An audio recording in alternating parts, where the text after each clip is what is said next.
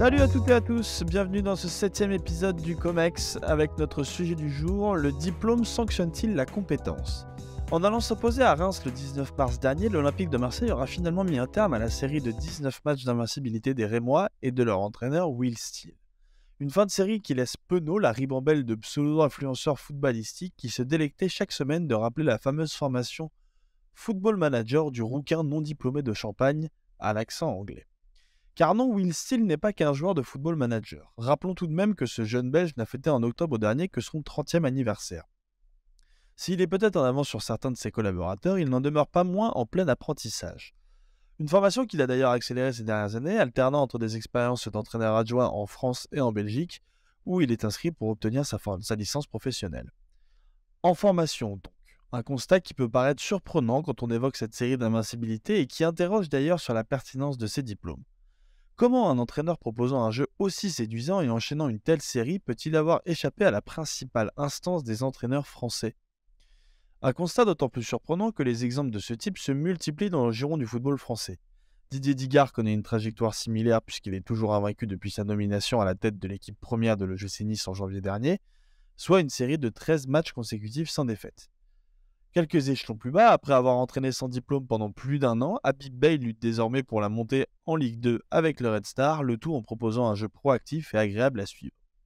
Des parcours qui rappellent aussi celui d'un certain Régis Lebris, ex-directeur du centre de formation du FC Lorient, qui l'aura développé pour en faire une référence au niveau européen, tout en étant recalé à 2 reprises lors de l'examen du BEPF.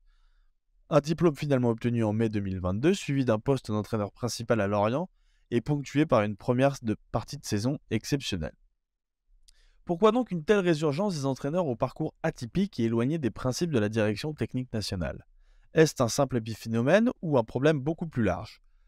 À écouter les dirigeants de l'UNECATEF, instance représentant les entraîneurs professionnels et amateurs, il est important que la DTN conserve son emprise sur la distribution des diplômes.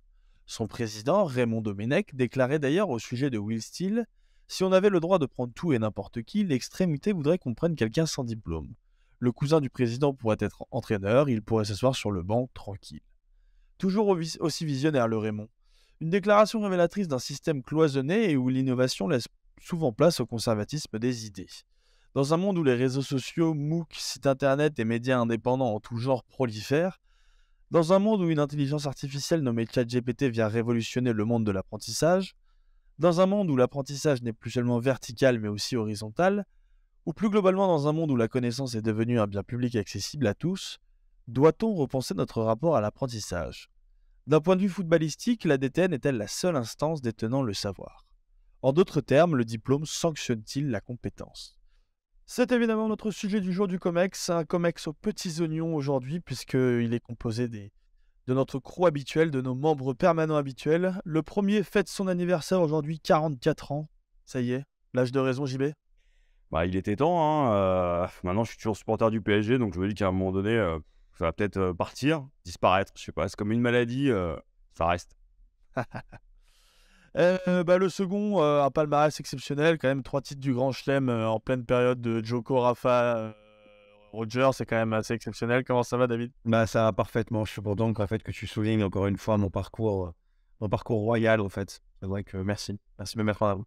Très bien. En direct de Nice, toujours aussi souriant, Thibaut Leplat. Mais ma foi, je réserve à dose homéopathique mes sourires pour vos meilleures blagues qui pour l'instant sont assez décevantes, donc j'espère que vous allez faire mieux après. Voilà. Parfait. Je suis habitué à Hazard, donc si vous pouvez arriver au niveau, s'il vous plaît. Voilà. On te fera un Kikadi en fin d'émission. Merci, ouais. Et puis, il était absent la semaine dernière. Évidemment, Rennes en a profité pour gagner au parc à ce moment-là. Comme ça, il pouvait pas se la raconter un peu le lundi soir dans le COMEX. Mais il est de retour ce soir. Comment ça va, Jules? Écoute, ça va. Ravi de venir parler diplôme et compétences, qui sont deux mots qui me correspondent magnifiquement. Parfait. Bon, messieurs, comme Jules l'a dit, on va évidemment basculer sur notre sujet. Le diplôme sanctionne-t-il la compétence comme prévu? Avant ça, je me permets de faire évidemment notre petit rappel hebdomadaire sur le fait que vous pouvez nous soutenir, soit en vous abonnant à nos comptes sur les réseaux sociaux, soit en vous abonnant aussi sur nos comptes YouTube et Twitch pour nous soutenir, ou alors en faisant des dons. Vous avez deux possibilités pour ça, soit sur notre cagnotte Tipeee, pour faire des dons ponctuels ou réguliers, ou alors sur notre page Hello Asso pour soutenir l'association 11e art et avoir aussi la possibilité de faire des dons défiscalisés et donc réduire un petit peu vos feuilles d'impôt à l'approche de vos déclarations. Ça peut être une bonne idée pour tout le monde. Sur ce, je propose qu'on bascule dans notre sujet du jour. Le diplôme sanctionne-t-il la compétence? Et c'est Thibaut Leplat qui va commencer aujourd'hui. Ouais, alors le diplôme sanctionne-t-il la compétence? Alors, on va prendre un peu le sujet pour planter un peu le décor. Le sujet pour ce qu'il est, c'est-à-dire, c'est un peu une formulation un peu incongrue. Là, c'est le but de la formulation.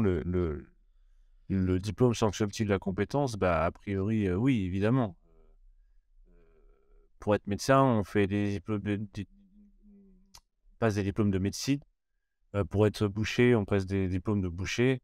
Pour être mécanicien, on passe des diplômes de mécanicien. Donc évidemment, le diplôme vient authentifier un certain nombre d'heures passées dans un cadre de formation et les compétences acquises dans le cadre de cette formation-là. Donc au départ, évidemment que le diplôme sanctionne la compétence, il la sanctionne au sens où il l'authentifie.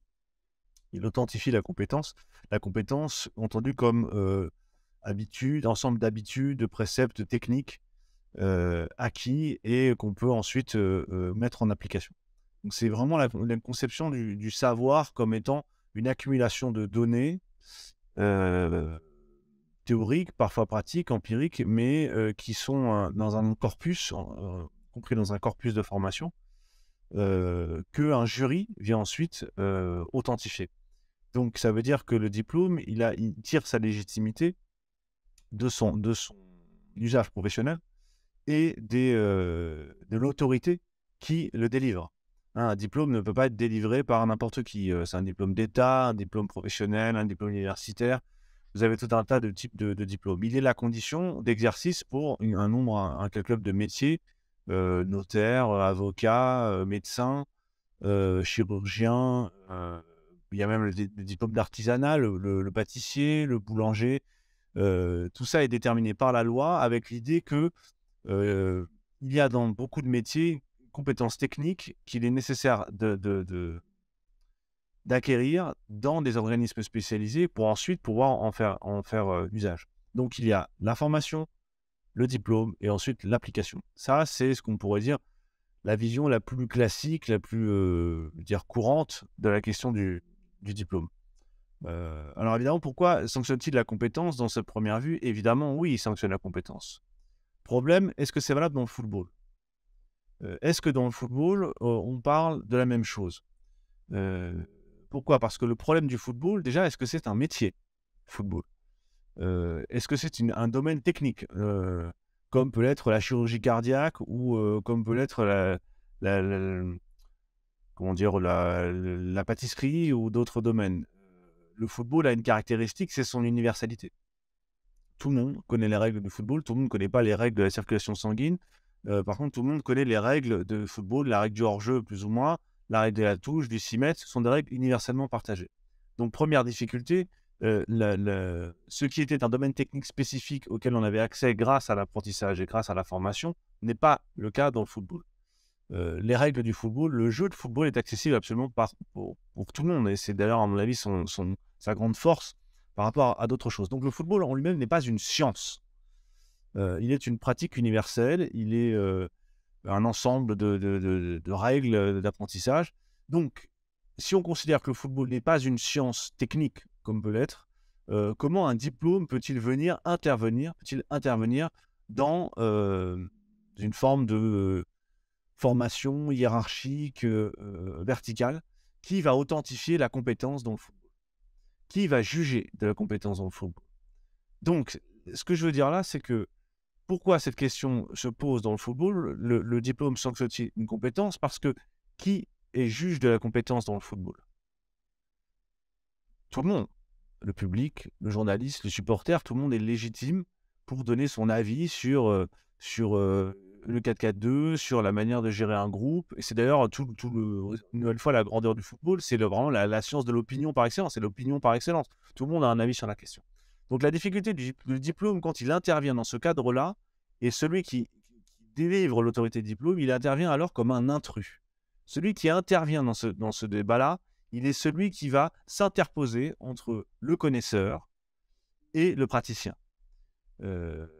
Le diplôme, l'autorité de délivrance des diplômes est donc illégitime pour celui qui le regarde. Et ça pose un autre problème parce que ce n'est pas le cas de l'Académie de médecine. L'Académie de médecine, personne n'a son avis sur l'Académie de médecine. Bon, sauf en période de vaccin, etc. Bon, on a eu quelques épisodes un peu malheureux, mais personne ne va véritablement remettre en question le diplôme. On ne va pas demander à un chirurgien cardiaque, à un cardiologue de lui montrer son diplôme, toutes les compétences qu'il a, est-ce qu'il est capable de faire tout tel type de choses avant qu'il nous ausculte, pas du tout. Or, dans le football, avant d'entraîner un groupe de joueurs, on va vous demander un diplôme, c'est-à-dire d'avoir validé un certain nombre d'heures de formation, etc.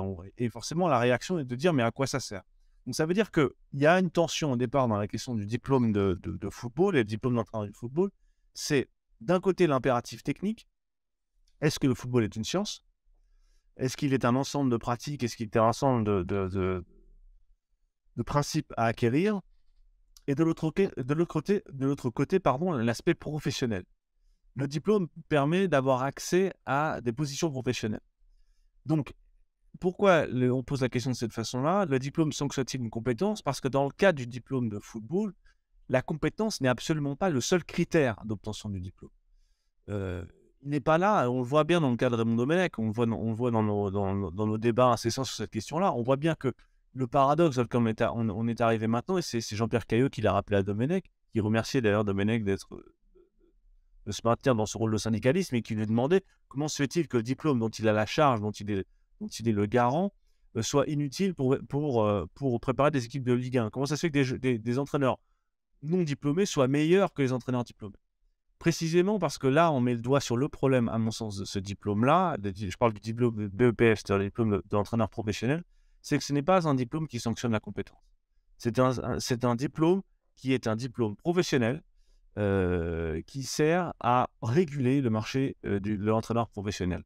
Or, le marché de l'entraîneur professionnel est par essence dérégulé du fait de la compétence, du fait de deux phénomènes, et après je m'arrêterai là, très précis, qui sont l'élargissement de l'audience, c'est-à-dire qu'on a vraiment une démocratisation de la connaissance de football, et deux, un phénomène d'ubérisation de la compétence. Il y a une ubérisation des diplômes dans le sens où maintenant, tout le monde a accès aux publications scientifiques, aux matchs de centaines d'équipes, à tout un tas de podcasts. Nous en sommes un exemple, il y en a plein d'autres. La compétence maintenant de football est à chercher en dehors du cadre du diplôme, ce qui pose la question centrale, est-ce que ce diplôme sanctionne véritablement la compétence? David, je te laisse réagir. Moi, déjà, je vais centrer le débat sur la question du BEPF et du diplôme nécessaire pour entraîner en Ligue 1. C'est d'ailleurs le diplôme nécessaire pour entraîner en professionnel, puisque c'est ce qui a occupé le débat très récemment avec Will Steele, avec Didier Ligard, mais ce n'est pas en fait un phénomène nouveau.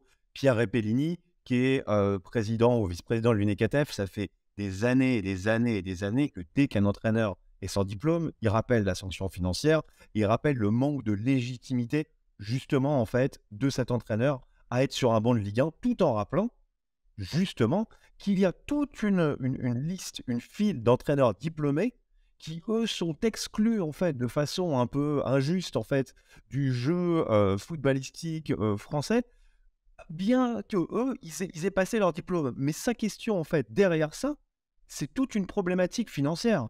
Car l'UNECATF fait payer 27 000 € le passage du BEPF. Donc, c'est un peu à l'instar du diplôme de grandes écoles, c'est-à-dire que si ce diplôme n'est plus essentiel et si le diplôme dispensé par la DTN et par la fédération n'est plus essentiel, c'est tout l'équilibre financier de l'UNECATF qui s'effondre, dans la mesure où, de façon très, très maligne, le BEPF, la rareté est créée. Il y a des promotions de 10 ou de 15 qui sont étonnamment uniquement des gens, quasiment exclusivement des gens venus du monde professionnel, qui ont donc accès et qui peuvent payer certainement le club, c'est 27 000 euros. Ça exclut, rien que le prix exclut de Rechef les gens du monde amateur, parce que très sincèrement, sortir 27 000 euros comme ça net, pour sortir 27 000 euros quand on est un particulier ou quand le club ne peut pas prendre en charge, il faut en gagner 54 000.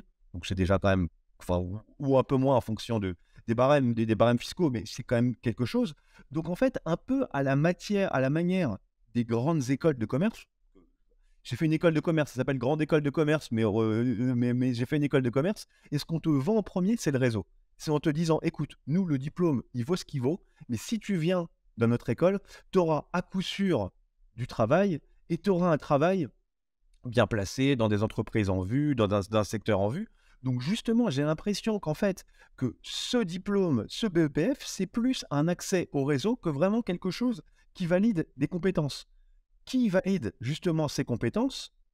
Je me suis un peu intéressé au contenu du BEPF, il y a beaucoup de techniques, un peu de management, un peu de communication, mais qui était jury, par exemple? Francis Gillot. C'est quand même assez amusant, en fait, en tant que supporter bordelais, de voir que c'est Francis Gillot qui refusait, qui snobait royalement la presse, qui répondait en 2 minutes et qui claquait la porte, de voir que c'est Francis Gillot qui va juger et jauger les qualités, en fait, de communicant des entraîneurs. Qui, en fait, va gérer le management, c'est Guy Lacombe, qui est au jury, en fait, qui était au jury l'année dernière. C'est quand même amusant de voir quelqu'un qui s'est mis 50% de ses vestiaires à dos historiquement. C'est lui, en fait, qui va gérer et juger et jauger les compétences en management, en fait, des gens qui ambitionnent d'avoir le DEPF. Et ensuite, pour moi, il y a une méconnaissance complète. Ce DEPF méconnaît complètement ce qu'est un entraîneur aujourd'hui. Un entraîneur aujourd'hui, c'est un PDG, c'est un CEO. C'est-à-dire que le juger sur des critères purement techniques, c'est absolument unique. Aujourd'hui, un entraîneur, ça gère un staff, ça gère un diététicien, un préparateur physique, des data analystes, des scouts, parfois selon la périodisation, un entraîneur des défenseurs, des attaquants, des milieux. C'est-à-dire que ne le juger que sur la partie technique, c'est complètement anachronique. Donc, un entraîneur, c'est un CEO. Ce que Nagelsmann disait, c'est que lui, son boulot, c'est 30%. Bah, il n'y en a plus. Mais c'est 30% de tactique et 70% de management. Mourinho disait que le 90% de son travail, c'était de gérer les joueurs quand ils ne sont pas avec lui. Donc, ça prouve bien que tout le cursus du DEPF est complètement suranné, dans le sens où c'est aussi un examen. Et pour conclure, pour passer aux recommandations, je trouve ça quand même aberrant que quand on voit qu'un Nagelsmann a été data analyst, est passé par différents postes, quand on voit quelqu'un dont on parle pas beaucoup dans les médias, mais quelqu'un de très compétent, très intéressant à suivre, c'est Julien Mette, qui a été champion du Congo, qui a été sélectionneur de Djibouti, qui ne pourrait même pas entraîner en Ligue 2, car il n'a pas le BEPF. On se rend compte que ne pas faire comme un contrôle continu et ne pas être en mesure de faire valider les acquis qu'on a, par exemple, au niveau amateur, on pourrait envisager un contrôle continu au niveau amateur.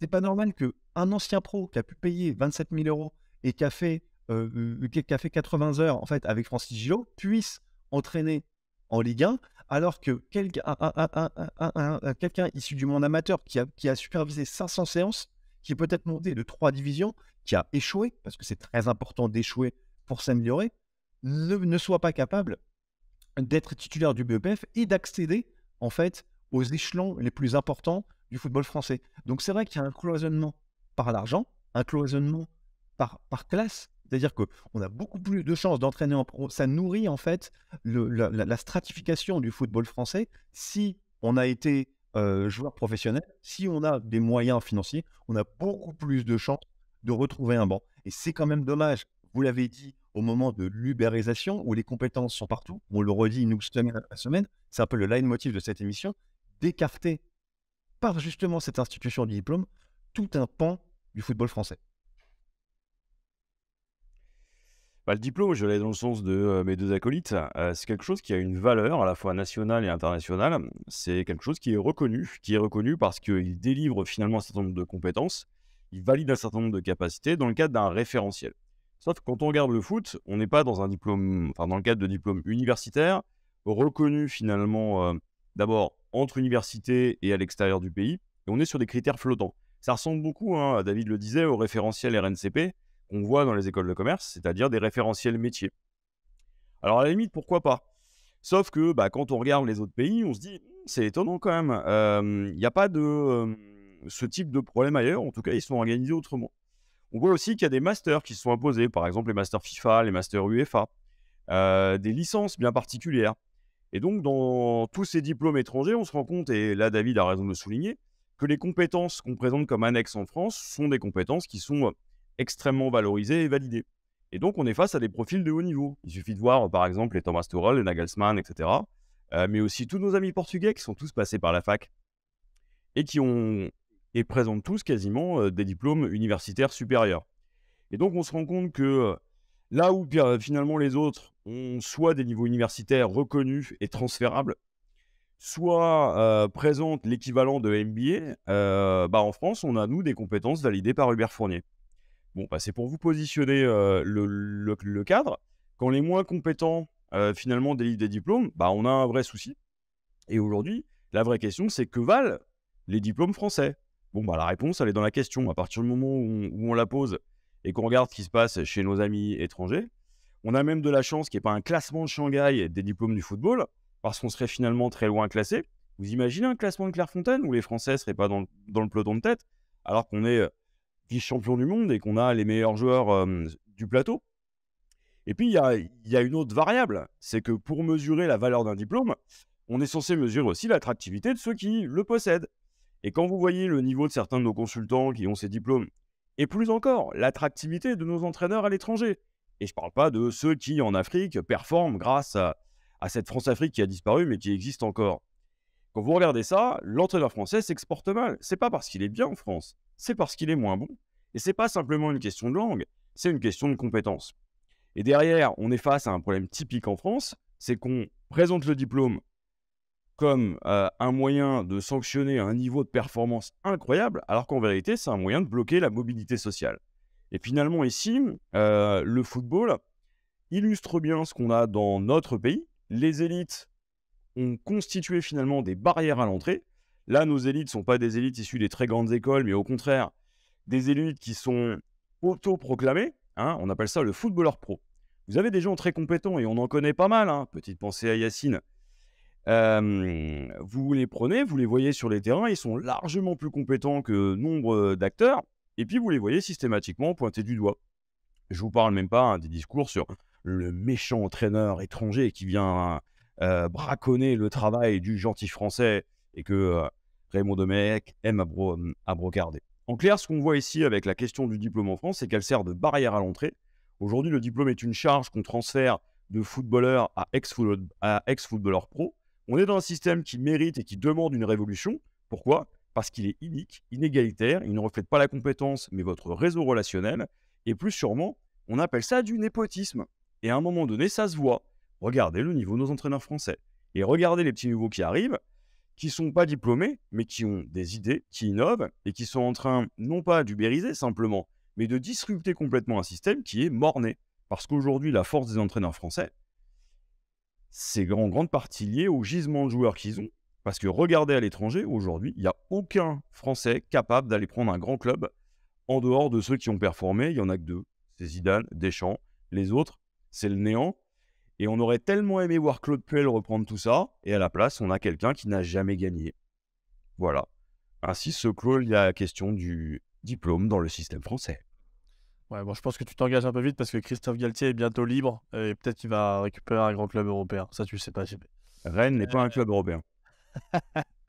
Tiens, justement, en parlant de Rennes, on va pouvoir faire notre petite transition vers notre petite pause, vers notre mi-temps, histoire que tout le monde puisse respirer un petit peu. Et Jules, tu vas nous faire ta petite revue de presse hebdomadaire dans laquelle tu décortiques un petit peu tous les articles que tu as lus cette semaine. Exact. En tout cas, je me rends compte au fur et à mesure des sujets, il faut que j'arrête de venir, ça me fout le moral en l'air. Moi, je me rends compte qu'on est en train de traverser une période extraordinaire dans le foot français et c'est un hasard pur parce qu'on fait n'importe quoi à tous les étages. En tout cas, ravi de vous retrouver pour cette petite revue de presse. Je vous avais laissé entre les mains fripées d'Alex la semaine dernière, c'est pour ça que l'épisode n'était pas en live. Les horaires de son EHPAD ne nous permettaient pas un live si tard.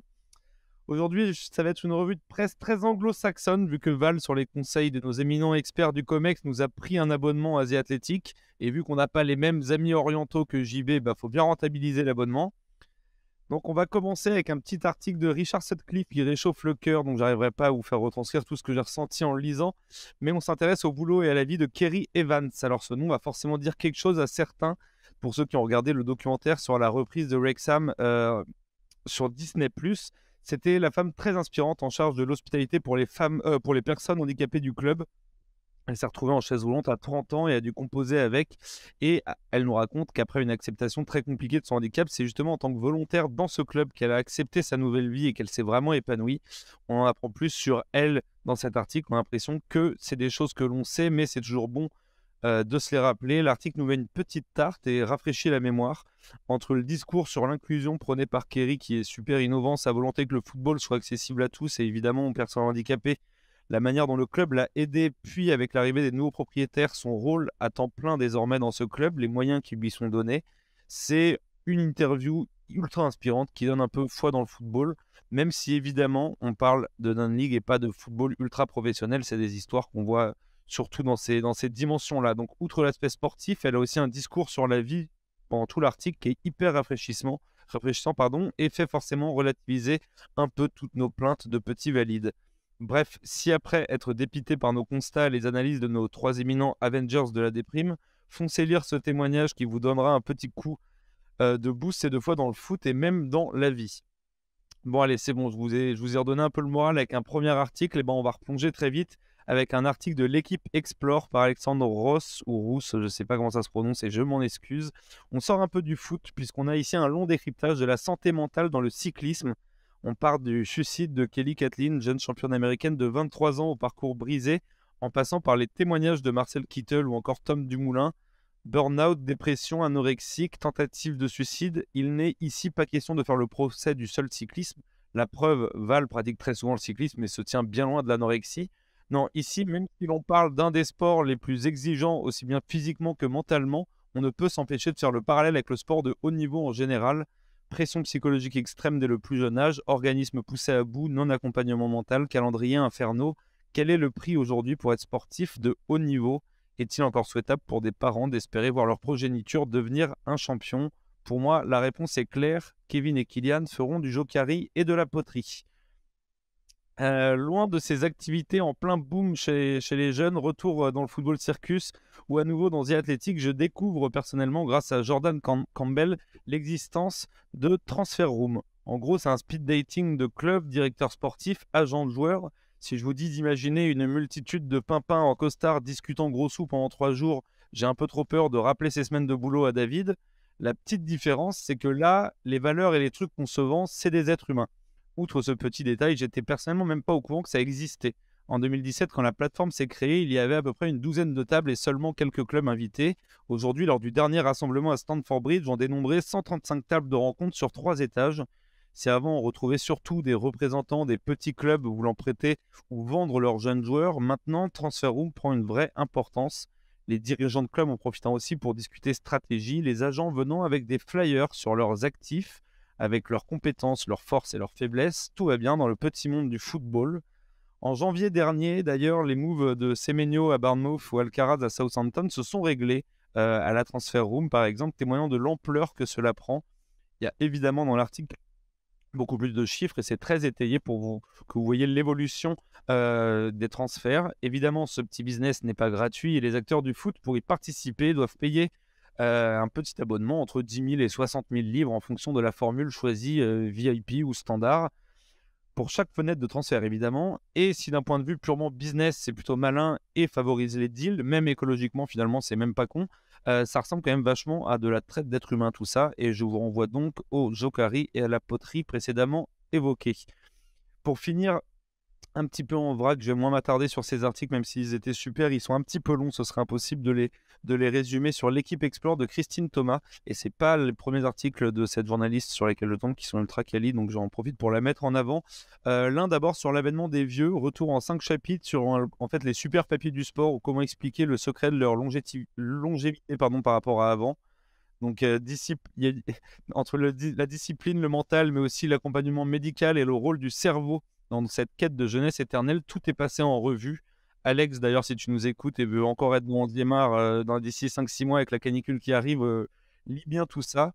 Et le deuxième, dans les coulisses de la VAR, enfin un article de fond sur le sujet. On n'en a pas tant que ça et on sort des élucubrations des plateaux TV, coucou Hervé Matou, et des débats inutiles pour comprendre un peu mieux de l'intérieur le fonctionnement de cet outil. Cas pratique et exemple qu'on a vu dans les précédents matchs à l'appui, une enquête où en fait on prend pas vraiment parti parce qu'elle démonte un peu les deux parties avant de s'intéresser au fond qui expose les pour, les contre, mais aussi d'ailleurs on a aussi le témoignage de Benoît Bastien. Et on le sait au COMEX que la parole des arbitres est rare et elle est d'autant plus précieuse, encore plus quand elle nous explique point par point l'utilité d'un outil tel que celui-là dans leur boulot. Donc 2 longues lectures d'une quinzaine, vingtaine de minutes que je ne pourrais vous résumer ici en quelques mots. Ce serait comme demander à JB de justifier toutes ces notes de frais rédigées de droite à gauche. Je vous invite simplement à aller en savoir un peu plus sur le site de l'équipe. D'ailleurs, désolé, aujourd'hui c'est une revue de presse avec simplement des contenus payants, mais aujourd'hui pour avoir du journalisme de qualité, c'est un petit peu partout pareil, sauf chez 11e art du coup. D'ici là, portez-vous bien et on se retrouve la semaine pro pour une nouvelle revue de presse. Merci beaucoup, Jules, pour cette nouvelle revue de presse qu'on vous Bon anniversaire, repartagera, JB. évidemment. Ah oui, bon anniversaire, JB, évidemment.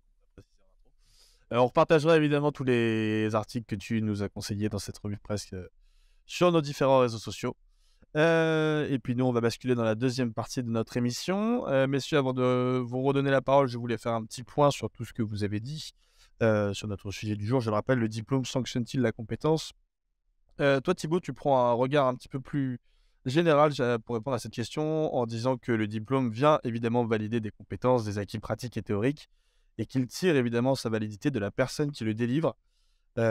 Tu interroges ensuite la question de savoir si tout ceci est valable dans le foot, parce que le football est universel, tout le monde connaît les règles du football, et donc ceci fait que l'autorité de délivrance aujourd'hui du diplôme peut être perçue comme un intrus, et tu justifies justement que le BEPF ne sanctionne pas la compétence, il est là pour réguler une sorte de démocratisation de la compétence dans le monde du football, notamment avec l'avènement des réseaux sociaux. David, toi, en plus de suggérer la problématique financière pour l'UNECATEF du BEPF, tu fais un parallèle avec les modèles des différentes grandes écoles de commerce en estimant que l'accès au diplôme du BEPF permet surtout d'accéder à un réseau plus que de la compétence.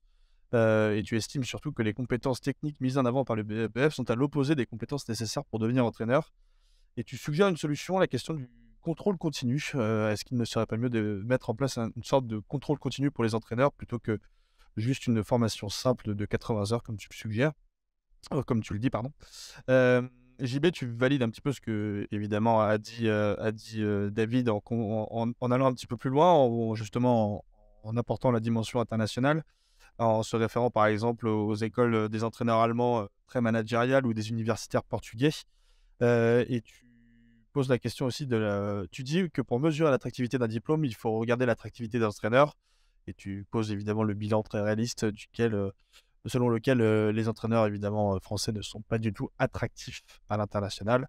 Et tu estimes aujourd'hui que les élites du football français ont constitué des barrières à l'entrée du diplôme qui crée un système népotique qui doit être réformé.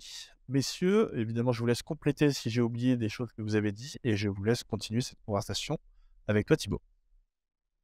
Oui, pardon. Maintenant qu'on a bien taillé à la hache à peu près tout ce qu'on pouvait tailler, et donc je vais essayer maintenant de nuancer un peu et de éventuellement pointer un paradoxe qui peut expliquer l'impasse dans laquelle on se retrouve. Non pas sur la réforme des retraites, on en occuperai la semaine prochaine. Cette semaine, on s'occupera du diplôme. À savoir, il y a quand même un énorme paradoxe que tu as souligné, JB, c'est que au niveau international, des sélections internationales, l'équipe de France rayonne. Elle a un vivier énorme. Et on ne peut pas dire que le vivier non plus, c'est de la génération spontanée. Il y a aussi des structures, il y a aussi des structures de formation, il y a des centres de formation. Il y a les formateurs donc qui ont entretenu ce vivier, qui l'ont élargi. On voit le problème qu'ont les Italiens, par exemple, à côté, qui a encore 10-15 ans était encore une référence et s'est totalement effondré en très peu de temps. C'est dire la fragilité aussi de ce type de... C'est quand même un pays de football, l'Italie, on va pas beaucoup plus que la France. Et c'est dire la fragilité aussi du vivier. Quand il peut se tarir et parfois il peut aussi simplement être mal entretenu et se tarir du fait de ce défaut d'entretien. En France, c'est pas le cas. En France, c'est pas le cas parce que depuis maintenant 20 ans, c'est quasiment sans discontinuer. Un gisement, tu as employé le mot gisement, je crois que c'est le terme, c'est un gisement quasiment ininterrompu. Ajoute à ça les résultats de l'équipe de France A, et peut-être je m'y nuancerai avec les résultats des clubs de Ligue 1 en Coupe d'Europe, mais malgré tout, quand on voit le nombre de joueurs qui évoluent au niveau de Ligue des Champions, le nombre de joueurs français qui dans d'autres clubs qui évoluent à ce niveau-là, on le voit là, au niveau international, je crois qu'on voit une différence criante entre la sélection française et les autres.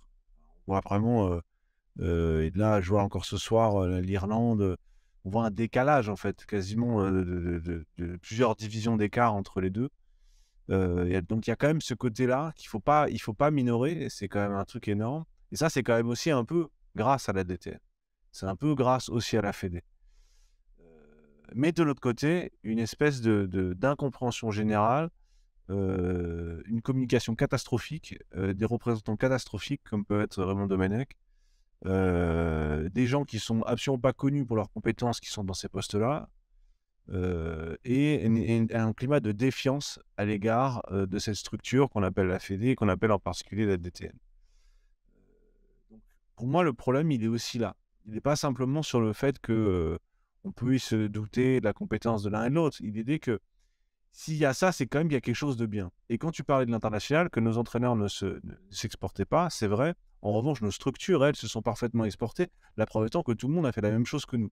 C'est-à-dire créer une école d'entraîneurs. La nôtre, elle a été créée en 1943. C'est la plus ancienne. Le premier diplôme, il date de 1943. Et ça a été ensuite copié par l'ensemble des Européens, des grandes fédérations.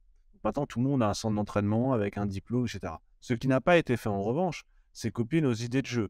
Et pour cause, comme on n'en avait pas, les Espagnols ont pris leur chemin. Et là-dessus, c'est plutôt les Espagnols, et les Espagnols et les Portugais qui ont un peu semé autour d'eux. Mais les Français, dans le même temps, ont noué des accords avec des grandes fédérations, comme la fédération américaine, dans laquelle un centre de recherche va être créé à New York, qui va dépendre de la DTN, des accords avec la fédération chinoise, des échanges avec la fédération canadienne, la fédération marocaine. Il y a énormément d'échanges qui se font. Donc évidemment, quand nous, on arrive avec nos gros sabots et notre hache, quand on parle avec ces gens-là, quand ils nous écoutent, ils nous disent « Mais qu'est-ce que vous racontez? Vous dites n'importe quoi. » Vous dites n'importe quoi parce que la réalité, c'est qu'on est reconnu au niveau international. Et ils ne comprennent pas les reproches qui leur sont adressés. Je le sais de source sûre. Ils ne comprennent pas les reproches qui sont adressés. Pourquoi? Mais à mon sens, pourquoi ils ne comprennent pas? Parce que ce sont des reproches qui ne sont pas du même ordre. Une chose est de savoir si les structures de la fédération sont efficaces ou pas. Je crois que la question c'est pas ça. Elles sont évidemment efficaces. Les centres de formation, il y aurait plein de choses à corriger, il y a plein de choses à revoir, etc. Mais ce qui est de la formation, de ce qui est de diplôme de formateur notamment, et la compétence des formateurs, j'en connais un certain nombre, mais je peux vous dire que c'est assez impressionnant. Régis en étant un parmi d'autres, le niveau juste en dessous est un niveau très élevé. Précisément, sans doute, parce que le niveau supérieur, lui, est bloqué. Donc, on a développé des compétences de formateurs, de pédagogues, de détection très efficaces. Il n'y a plus aucun talent qui passe au travers. Alors, on peut discuter sur les critères de sélection. Effectivement, c'est un débat important, mais la sélection existe. Et de l'autre côté, on a une DTN qui s'enferme sur elle-même, qui a une mentalité de forteresse assiégée et qui s'imagine qu'il n'y a que de la jalousie, que de l'ignorance, que de l'incompétence de la part de ceux qui doutent de son travail. Donc, moi, j'essaie d'avoir une position qui soit constructive et une position un peu médiane là-dedans. Je ne crois pas qu'il faille jeter toute la DTN. Je crois qu'il faut être lucide aussi sur le niveau des salaires. C'est pas la même chose d'être entraîneur en club professionnel qu'être directeur technique national. Donc ça joue quand même. Ensuite, que la DTN est indispensable et que le diplôme n'est pas en question. C'est une vieille construction qui me semble indispensable. Évidemment qu'il faut des formations. Évidemment qu'il faut valider. Évidemment que tout le monde ne peut pas être entraîneur. La question est, à mon sens, ailleurs. La question est sur, à mon avis, une confusion entre la DTN et la fédération comme organisme de formation et organisme de reclassement. Pour moi, ces deux missions sont confondues. En pratique, elles sont confondues. Quand un président de club a besoin d'un nouveau directeur de centre de formation ou d'un nouvel entraîneur, il appelle qui? Il appelle Hubert Fournier ou il appelle Raymond Domenech. Voilà, c'est-à-dire l'UNECATF, qui entre parenthèses, pas à charge le diplôme, c'est la DTN et l'IFF qui le fait ça. Mais l'UNECATF a voix au chapitre, l'UNECATF fait partie du jury et de l'évaluation de compétences sur la parenthèse. Donc ils appellent Domenech et ils appellent Fournier, pour faire simple. Ça veut dire qu'à ce moment-là, vous entrez dans un réseau, un réseau qui est organisé lui-même par les gens qui octroient le diplôme qui vous permet d'y avoir accès. Ça veut dire qu'il y a, à mon sens là, pour pas dire un conflit d'intérêts, en tout cas, une forte réserve à l'égard de l'objectivité des compétences qui sont ici authentifiées. À mon sens, il manque un élément essentiel qui est l'autorité par excellence de la compétence, c'est l'université. À aucun moment l'université n'intervient. Figurez-vous que quand vous avez une thèse de doctorat, la seule équivalence que vous pouvez avoir, une thèse de doctorat en STAPS, la seule équivalence que vous pouvez avoir, c'est le BMF, c'est-à-dire le premier diplôme pour entraîner des débutants. C'est la seule équivalence que vous pouvez avoir. Or, on est tous d'accord ici pour dire que quand on a une thèse de STAPS en biomécanique ou en préparation, quel que soit le domaine, on est quand même compétent pour au moins former des enfants. Alors, on peut imaginer qu'il y aurait des spécialités football, comme le font les Portugais. On pourrait imaginer qu'il y aurait un certain nombre d'adaptations, mais il me semble essentiel que la DTN se défasse d'une partie de la formation. Qu'elle continue à valider un certain nombre de modules, de choses comme organisme de contrôle, mais comme organisme formateur, elle ne peut pas. Pourquoi? Parce qu'il faut absolument de l'ouverture. Je termine là-dessus, juste un détail. L'anglais n'est pas un prérequis. Il n'y a aucune formation d'élite en France où l'anglais n'est pas un prérequis. C'est-à-dire, un prérequis, ça veut dire qu'il faut déjà parler anglais avant de pouvoir se présenter. Pourquoi? Parce que la moitié des cours sont en anglais. Pourquoi la moitié des cours sont en anglais? Parce que dans les écoles d'élite, votre destination, ce n'est pas la France. Il faut être capable de penser, travailler dans une langue étrangère. Et si tant est que l'anglais soit encore une langue étrangère, c'est la langue que parle tout le monde. Donc le fait même que l'anglais, qu'il y ait quelques modules d'anglais éventuellement, ou qu'il faille apprendre l'anglais après le BEPF, est le symptôme pour moi caractéristique et qui, à mon avis, est le plus représentatif de l'état de fermeture et de l'état de mentalité de forteresse assiégée. On a un diplôme qui était très efficace, très beau à présenter dans les années 80, dans les années 90, mais dans le monde dans lequel on est maintenant, l'idée même que l'anglais ne soit pas un prérequis, c'est-à-dire que vous ne lisez pas la presse étrangère, vous ne lisez pas les publications scientifiques étrangères, il y en a tous les jours en STAPS, qui sont publiées dans le monde entier. Pourquoi les fédérations hongroises, slovaques, croates, islandaises, pourquoi elles avancent? Parce qu'ils parlent tous anglais. Pourquoi les Portugais? Les Portugais parlent anglais depuis l'âge de 10 ans. Donc, simplement, le fait qu'on ne parle pas anglais, c'est pas juste on n'est pas très bon en langue. Non, c'est juste qu'on ne s'intéresse pas à l'autre. Donc, le fait de ne pas parler anglais, ça vous condamne à lire des publications scientifiques avec 5 ans de retard, 10 ans de retard. Donc là, ça explique très bien pourquoi nos entraîneurs ne s'exportent pas, comme si c'était la faute des autres. Non, ils ne s'exportent pas parce que leur mentalité n'est pas une mentalité d'ouverture. Ils cherchent juste du travail à l'étranger. Ça va au-delà de ça. Donc, deux choses, je termine. Un, lien avec l'université dans les organismes de formation. Et deux, ouverture, en particulier aux langues, avec l'anglais comme prérequis. David. Non, je suis assez d'accord avec Thibaut. Moi, il y a quelque chose en fait que j'aimerais souligner, c'est que Thibaut a dit que pour moi les résultats de l'équipe de France, des équipes de France, c'est un peu l'arbre en fait qui cache la forêt. Alors je suis complètement d'accord qu'au niveau des clubs, il y a des formateurs de qualité, il y a peut-être un goulot d'étranglement du fait qu'ils restent justement au niveau des clubs et pas au niveau de la DTN parce que c'est peut-être un peu moins rémunérateur. Donc il y a peut-être quelque chose en fait là évidemment à faire, puisque on a rappelé en fait dans les épisodes en fait sur la 3F les résultats financiers exceptionnels en fait faits par la 3F, donc peut-être un peu mieux payer ses formateurs, peut être quelque chose. Mais finalement, si on est bon dans la détection, si on est plus ou moins bon, je suis pas sûr qu'on soit bon dans la formation en fait, surtout au niveau fédéral. Quand moi je regarde en fait jouer les différentes équipes de France de jeunes, et je trouve que de soi dans le contenu, dans le résultat, c'est quand même très très pauvre. De quand date en fait notre dernière vraiment épopée ou participation olympique? Je compte pas en fait la clownerie en fait de notre dernier passage. C'est-à-dire que la dernière fois en fait vraiment qu'on a gagné une Coupe du Monde ou un Euro Espoir. C'est-à-dire qu'on voit les Anglais tout rafler, on voit les Espagnols tout rafler, on voit les Portugais tout rafler, et à chaque fois on se fait éliminer par qui? Le dernier Euro 19, on s'est fait éliminer par Israël. voilà, enfin, c'est juste. Avant, en fait, on s'était fait barrer la route des JO par les États-Unis. Donc, c'est pas non plus, en fait, une question de tirage. J'ai l'impression aussi que même si qu'on gagne tant que les qualités athlétiques et de vitesse et de percussion, les qualités intrinsèques, individuelles, de technique de nos joueurs nous le permettent, mais dès qu'en fait qu'il y a le contenu rentre en jeu, bah là, c'est tout de suite un peu difficile. Enfin, c'est pas symptomatique, mais j'ai regardé le France-Angleterre Espoir, quand même pris 4-0. Donc, enfin, c'est quand même. On nous parle de Ryan Cherki, on nous parle de la formation lyonnaise, on nous parle de, enfin, non, mais pas que lyonnais, d'Amine Gouiri, enfin, qui a été formé à Lyon aussi. Mais j'ai vraiment l'impression que on se rassure parce qu'on est exportateur. On est le deuxième exportateur, en fait. On se rassure parce qu'on a un vivier, vous l'avez dit, inextinguible, puisque l'Île-de-France, avec Sao Paulo et Southampton, c'est le plus gros vivier mondial.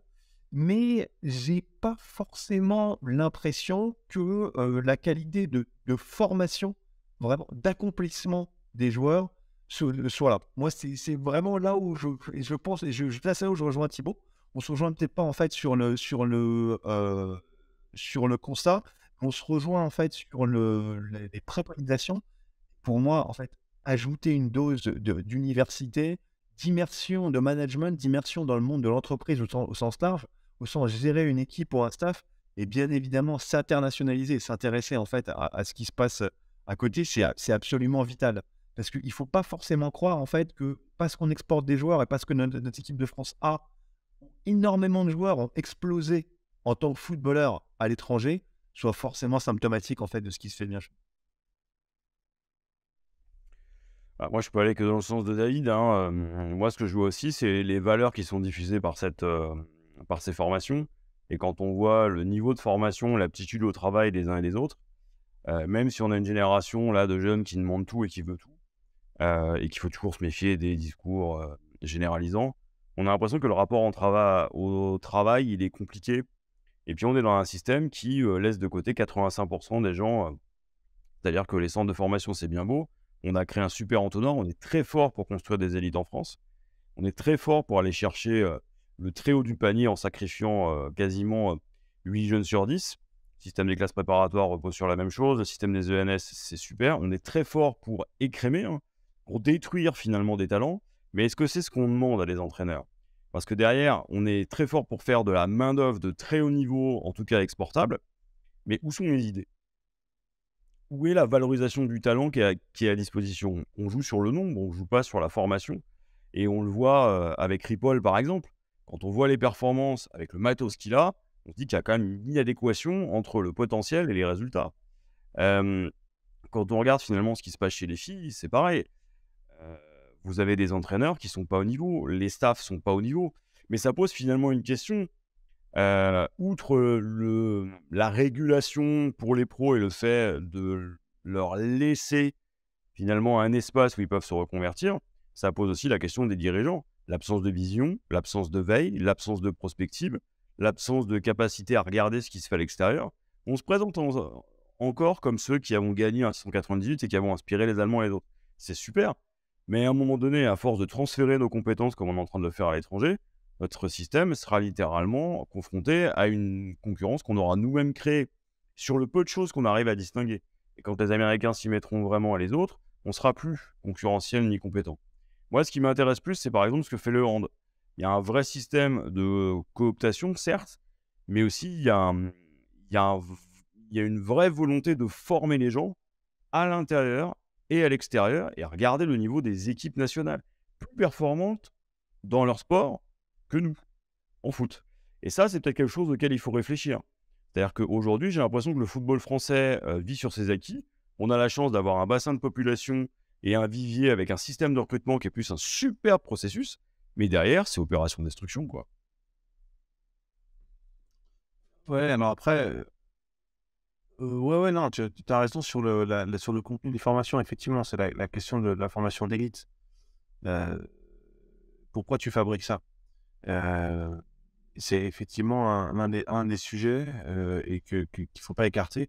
et que la fabrication de l'élite en est une chose. Mais la fabrication de l'élite, à mon sens, moi, sur la question des entraîneurs, on a eu tendance à considérer, et ça c'est historique à la DTN et à la fédération, le métier d'entraîneur comme un métier de technicien. C'est-à-dire c'est une des compétences exclusivement techniques que vous voyez dans le contenu des formations, qui à l'époque étaient en pointe, maintenant sont, on dirait des tutoriels LinkedIn, quoi. Ça a plus grand sens. Un module média, un module machin, ça a plus de sens maintenant, ça de faire ça. Mais bref, c'est des compétences exclusivement techniques. Et à aucun moment on parle de culture. À aucun moment on parle d'apprentissage. À aucun moment on parle effectivement de ce que tu appelles toi le management, c'est-à-dire les humanités, quoi. C'est-à-dire la capacité à connaître la psyché de l'autre, au-delà purement du gadget, au-delà de la recette, d'un séminaire de 2 heures sur telle ou telle chose, de cette capacité de recul, chose qu'on apprend à l'université. En se confrontant à des bibliographies, en se confrontant à des sujets de recherche, en se confrontant à des gens qui savent vraiment. Quand vous faites une bibliographie, vous apprenez ce que c'est que le savoir. Vous apprenez que vous savez rien. Vous apprenez que, en réalité, il y a beaucoup de gens qui ont travaillé avant vous sur ces sujets-là et que pour construire une bibliographie sur le jeu de position ou sur je sais pas, l'interaction dans le cadre d'un jeu offensif, j'en sais rien, vous avez des gens qui ont pensé là-dessus, qui ont déjà trimé là-dessus, qui ont déjà produit là-dessus. Sur le scaling, par exemple, vous avez des gens qui ont écrit beaucoup, les Australiens ont beaucoup écrit là-dessus. Vous avez énormément de choses, et des vraies études, des thèses, des gens qui ont passé 4 ans de leur vie à s'intéresser à ces sujets-là, et pas simplement des gadgets ressucés, reformatés, mis dans des manuels bon marché pour des apprentis entraîneurs. Non, vous êtes confrontés, c'est à ça que sont confrontés les entraîneurs portugais, les entraîneurs, je peux dire étrangers, mais ça dépend. Sont confrontés à ce que c'est que le savoir. Et je crois que remettre l'université et remettre les organismes de formation au centre, et en tout cas en faire, les associer pleinement à ces formations-là, c'est les associer à l'idée d'une culture, c'est-à-dire d'un apprentissage qui n'est plus exclusivement technique, mais un apprentissage culturel sur le rôle culturel de l'entraîneur. Et à savoir, l'entraîneur, tu l'as dit maintenant, ce n'est plus qu'un problème. Ce n'est plus véritablement un problème technique, c'est un problème aussi de gestion du staff lui-même, de la compétence des compétences. Et c'est ça que doit apprendre un entraîneur. Et pour ça, il n'y a pas 50 solutions. Il faut apprendre ce que c'est que l'homme, d'abord. Mais du coup, pourquoi cette monopolisation des compétences par les instances dirigeantes, justement? Si on voit, alors qu'on voit justement qu'il y a justement de plus en plus de producteurs de contenu, de médias, etc., qui apportent justement une compétence. Pardon, JB, je termine là-dessus. J'ai écrit un bouquin là-dessus, donc je me permets juste de le dire, expliquer comment ça fonctionne. Il y a des raisons historiques.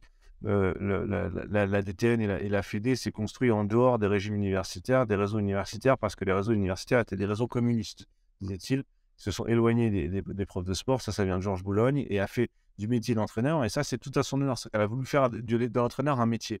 Ça, c'était une bonne idée.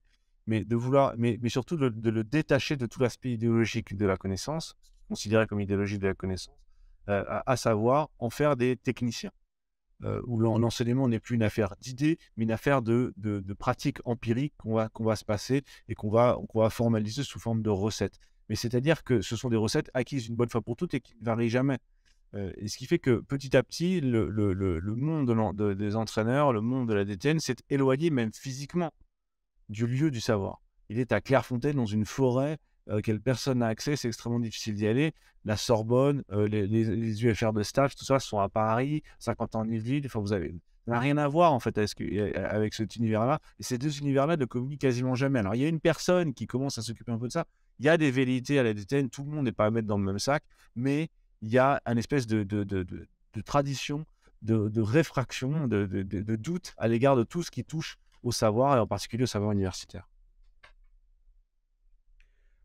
Pour aller dans le sens de Thibaut, moi, quand j'entends des entraîneurs comme Duprat expliquer que le seul moyen de dominer l'adversaire, c'est d'avoir des coronesses, et quand j'entends Didier Deschamps vous expliquer que le tir au but, c'est une affaire de loterie, vous avez une belle illustration de ça. C'est-à-dire, à force de vivre dans un vase clos, on perd des titres qu'on aurait pu gagner, et deux, il y a une autre chose qui se passe, c'est que vous développez un discours finalement abétissant, viriliste.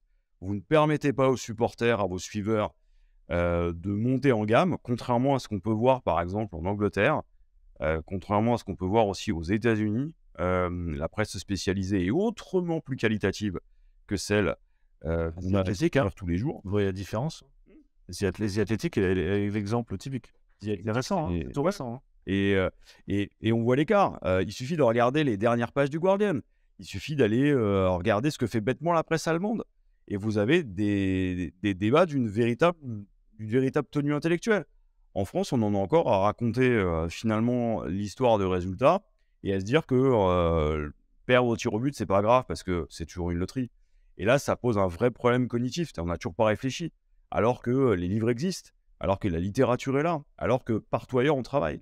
Et c'est intéressant de voir Mike Maignan qui, lors de sa première sélection, arrête un tir au but, enfin un penalty dans un contexte de tension ultime, et qui vous explique au sortir du match que lui, il a travaillé, que l'exercice, il le maîtrise, qu'il a justement passé les 4 dernières années à bosser dessus, et que c'est pas du tout une loterie. Il n'emploie pas le mot loterie, mais tout le monde a compris.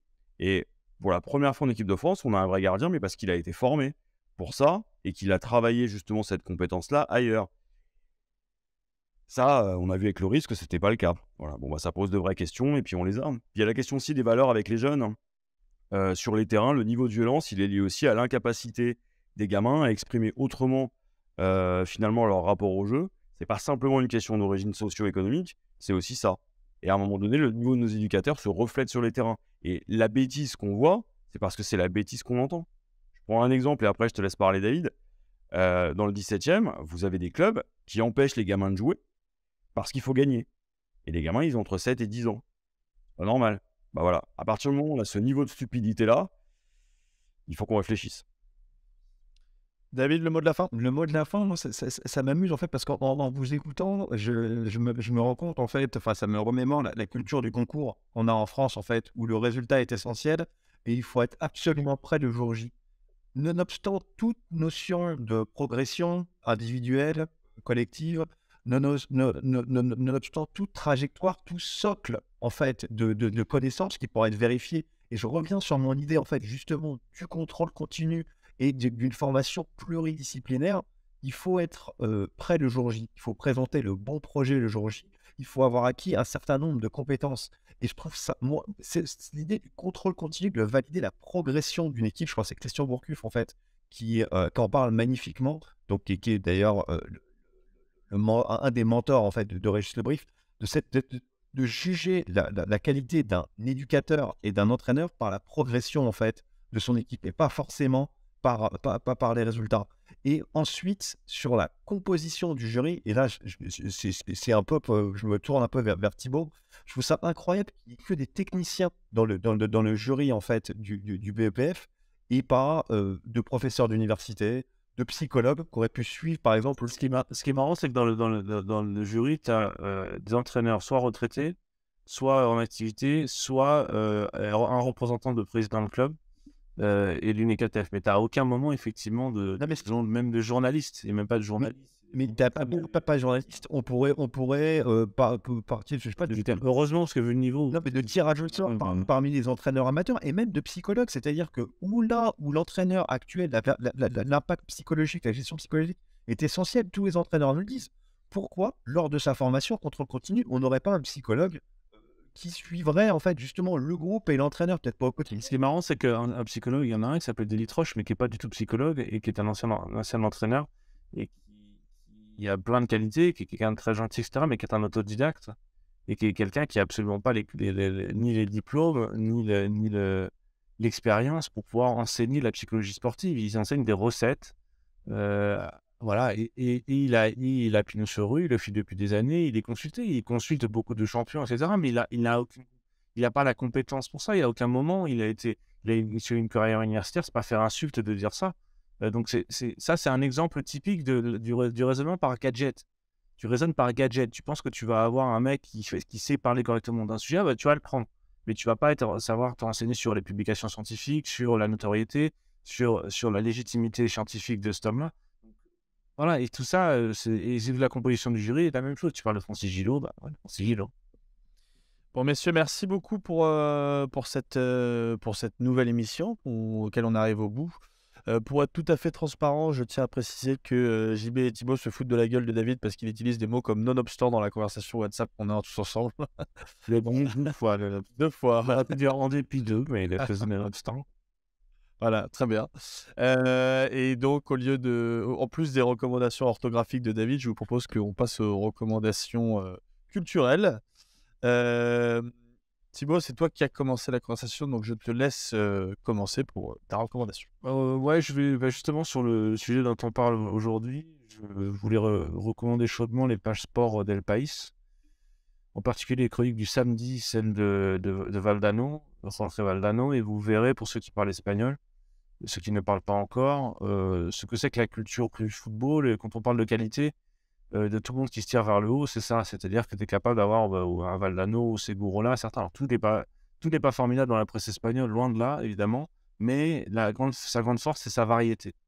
Et vous avez vraiment une variété assez large de choses, et notamment des choses de très bonne qualité, comme Jorge Valdano, et qui a écrit, par exemple, là, cette semaine, sur le fait que la passion pouvait rendre aveugle, et que comment essayer de rationaliser le football. Il donnait un exemple, la question de la Super League. Bon, je ne vous en dis pas plus. Mais quoi qu'il en soit, ça permet de montrer ce que c'est qu'une manière de parler intelligemment de sport, et en particulier de football. Donc après The Athletic, maintenant, El País. David. Alors, je vais sortir de mes recommandations sportives pour prouver à notre nombreux auditoire que je ne suis pas qu'un bourrin assoiffé de football Et d'argent. et de sport collectif. D'argent, ça tout le monde le sait. L'œuvre d'art moderne derrière moi le prouve. Mais non, c'est une super tribune des Échos, d'ailleurs, qui reflète un peu ce qu'on a dit aussi, qui s'appelle le déni des réalités. Donc c'est sur un refus assez français finalement de voir les problèmes en face. Donc ça part de blocage de la réforme des retraites pour brosser un peu en fait la question de la dette extérieure, la question de l'urgence écologique et la propension, ça va, j'ai le droit de le dire, Ouais, tu peux. à se mettre à faire le truc. On peut se mettre la tête dans le sable, mais c'est assez court, c'est assez punchy et c'est assez bien écrit. Donc voilà. Les dénis de réalité, tribune des Échos, pour ceux qui ont accès aux Échos, qui est un super journal de généraliste aussi, pas que économique. Et ben moi, ça va être très simple. C'est le supplément, une fois n'est pas coutume, de l'équipe du week-end dernier. C'est l'équipe MAG sur le sport à l'isolement et sur la Russie. Et je conseille particulièrement l'interview de Thomas Hurtel. Si vous voulez comprendre comment on peut être justement tiraillé entre votre avenir et puis des considérations qui échappent notamment aux sportifs parce qu'on a politisé le sport, vous avez un bon exemple de moi, ce que j'appelle le piège de Coubertin. C'est-à-dire comment un basketteur français peut se retrouver pris à devenir ou à être présenté comme un mauvais Français ou favorable à la guerre parce qu'il est en train de préparer la suite finalement de sa carrière et notamment sa fin, et que donc il essaie de protéger aussi sa famille. C'est toujours intéressant de voir ça. Et en parallèle, vous avez une interview de la plus grande préparatrice de championne de patinage artistique qui est justement russe et qui, elle, vous explique que gagner, c'est à tout prix et que toute affaire de travail. Mais elle le fait à partir d'une histoire de vie absolument folle. C'est quelqu'un qui s'est expatrié dans les années 90, qui a été victime de l'attentat d'Oklahoma City, qui est un attentat perpétré par l'extrême droite aux États-Unis, et qui est revenu. Exactement. Et en l'occurrence, vous avez là deux trajectoires finalement liées à la Russie et à la politisation du sport actuel. Pour une fois qu'on a des entretiens de ce calibre-là dans la presse française, il faut les lire. Et puis, c'est toujours intéressant de regarder les choses de manière un peu plus complexe. Voilà. Moi, j'en ai parlé un peu pendant ma revue de presse parce que je suis tombé dessus après avoir lu l'article de The Athletic parce que ça m'intéressait, mais du coup, le doc Welcome to Wrexham qui est vraiment très bien foutu sur Disney+. Et même parce qu'on fait souvent des recommandations lecture et je sais que les gens ont de plus en plus de mal à lire, donc je me réjouis de manière générale qu'on ait autant de contenu audio et vidéo de qualité sur le sport en général, même si bon, il n'y en a pas beaucoup de français là-dedans, mais en tout cas, tout peut être sous-titré, doublé et tout, donc Welcome to Wrexham sur Disney+, c'est vraiment très, très cool. Tombé amoureux de Paddy de Malines, leur attaquant. Ah mais moi j'ai envie d'aller au stade maintenant. On va faire un voyage initiatique, David. Ah, pas de soucis. Tu sais que j'y suis allé, mais bien avant que ce soit Ryan Reynolds en fait qui a repris le. Ah, il est toujours en avance. Je suis sûr qu'au collège, tu faisais genre que tu avais découvert les groupes de rock 2 semaines avant les autres. Non, Et moi, je vais clôturer ces recommandations avec un bouquin français de sport aussi. Le bouquin de Rémi Reverchon qui s'appelle Road Trip NBA, qui est sorti il y a quelques années. Et le deuxième tome sort là prochainement, le mois prochain, en avril, qui s'appelle Le Guide USA. Donc pour tous les fans de basket, c'est vraiment un super bouquin qui a très bien marché. Mais C'est voilà, disponible chez Amphora. Et le Voilà, c'est ce que j'allais dire. Va le site des éditeurs, putain. Voilà, donc pour tous les fans de basket, je vous recommande ce bouquin de Rémi Reverchon. On va clôturer cette émission, messieurs. Merci beaucoup d'avoir participé une nouvelle fois au COMEX. On se retrouve évidemment, nous, la semaine prochaine pour un nouvel épisode. D'ici là, n'hésitez pas à nous soutenir en vous abonnant à nos différentes chaînes Twitch, YouTube, ou en nous partageant sur les réseaux sociaux, ou en parlant auprès de vos proches. Ou alors, n'hésitez pas à nous soutenir en faisant des dons. Vous avez 2 possibilités. Notre cagnotte Tipeee ou alors notre page Hello Asso pour des dons défiscalisés. Vous avez évidemment tous les liens sur nos réseaux sociaux, sur notre site internet, un petit peu partout. C'est très facile à retrouver dans nos biographies, notamment Twitter et Instagram. Voilà, n'hésitez pas. Nous, on se retrouve la semaine prochaine et d'ici là, portez-vous bien. Allez, ciao!